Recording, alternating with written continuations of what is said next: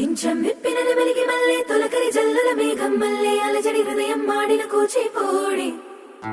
రంగుల దిద్దిన బొమ్మకు మల్లే కవితలు వత్తిన పుస్తకమల్లే సంతోషంలో ముద్దుగా ఈ అమ్మాడి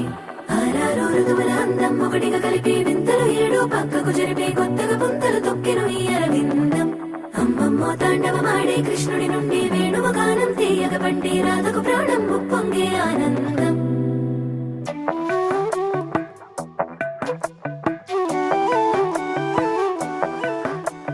మధురము కదా ప్రతొక నడక